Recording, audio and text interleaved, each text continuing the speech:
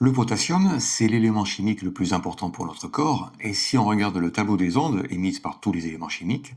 on voit que le potassium, dont le numéro atomique est 19, émet une onde magnétique positive et négative, et une onde électrique positive et négative. On peut remarquer également que sa longueur d'onde est de 1 mètre, un sous-multiple de 8 mètres qu'on a défini comme étant la longueur d'onde idéale de la santé, et ici, la longueur d'onde de 1 mètre rend son onde encore plus dynamique.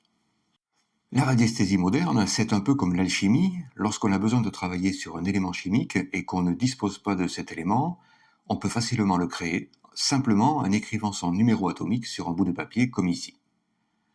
Ce simple bout de papier, avec le chiffre 19 écrit dessus, émet exactement les mêmes ondes que le véritable potassium, et on pourrait s'en servir pour toutes nos recherches de potassium. Par contre, on ne pourrait pas s'en servir pour bénéficier avantageusement des ondes du potassium, ou alors avec beaucoup de patience, parce que malgré tout, les ondes qui se dégagent ici ne sont pas très dynamiques. Mais Louis Turenne a découvert une autre façon de fabriquer les ondes du potassium, ou plutôt, il a utilisé une ancienne forme géométrique que certains sorciers utilisaient à son époque, qu'il a analysée avec son pendule, et les conclusions sont particulièrement étonnantes. Il paraît qu'on peut fabriquer du potassium avec de l'hydrogène, du carbone et de l'oxygène, et Louis Turenne avait découvert également que les éléments chimiques peuvent être représentés par de simples points, chaque point représentant un électron. Ici, on a donc un point qui représente l'hydrogène, 6 points qui représentent le carbone et 8 points qui représentent l'oxygène. Les 4 points ici ne représentent pas le beryllium, mais le deutérium affiché 2 fois. Chaque représentation de points émet donc l'onde naturelle de l'élément chimique correspondant, et magie de l'univers, toutes ces ondes vont se mélanger entre elles pour créer une nouvelle onde, celle du potassium. Et on va vérifier tout ça avec notre pendule et l'antenne des ondes. Pour vérifier les ondes magnétiques, on positionne les aiguilles de l'antenne horizontalement, et comme on sait que le potassium émet les ondes magnétiques positives et négatives, on place les aiguilles en position inverse et on lance le pendule au-dessus. Il oscille en direction est-ouest, ce qui montre que cette forme géométrique émet une onde magnétique positive et négative, comme le potassium. Pour vérifier les ondes électriques, on positionne les aiguilles de l'antenne verticalement, et comme on sait que le potassium émet des ondes électriques positives et négatives, on place les aiguilles en position inverse également, et on lance le pendule au-dessus. Il oscille en direction est-ouest, ce qui montre que cette forme géométrique émet une onde électrique positive et négative, comme le potassium. On peut en déduire que cette forme géométrique émet naturellement une onde électromagnétique, comme beaucoup de corps dans la nature, mais on ne peut pas affirmer encore qu'il s'agit bien des ondes du potassium. Pour savoir à coup sûr si les ondes qui se dégagent de cette forme sont identiques à celles du potassium, il va falloir déterminer sa véritable série, ce qu'on considère comme étant son énergie vitale, et pour ça, on va devoir placer cette forme dans un environnement radioactif avec la carte des 7 couleurs, le rouge au nord. On place la carte sur la forme elle-même et on va lancer le pendule au-dessus, mais comme les séries, surtout les plus longues, sont souvent ennuyeuses en vidéo, on va faire ça en accéléré.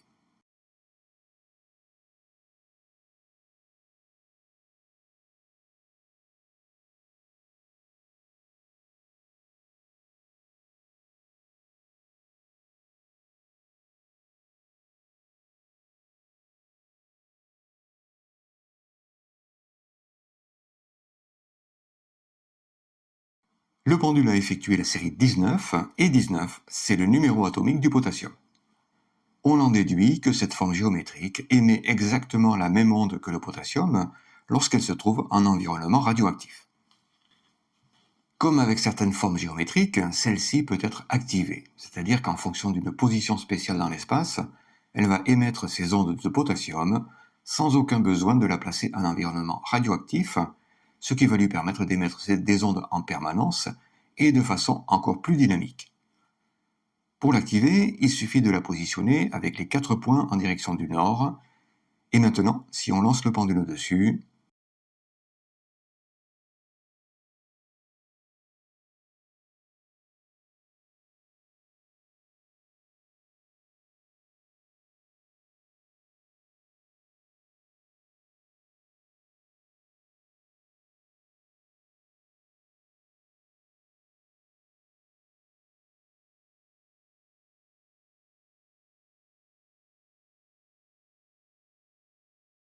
Le pendule a effectué la série 19 du potassium, comme tout à l'heure, et on voit bien qu'elle émet naturellement cette onde sans aucun besoin d'un environnement radioactif pour l'aider,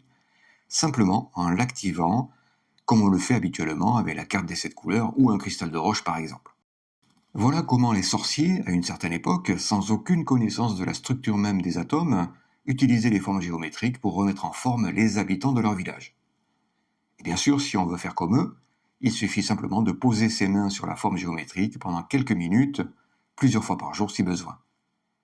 Et comme à chaque fois qu'on utilise un objet activé, on n'oublie pas de désactiver la forme géométrique après chaque utilisation, simplement en la positionnant différemment. Merci d'avoir suivi cette vidéo, et si vous voulez en savoir plus,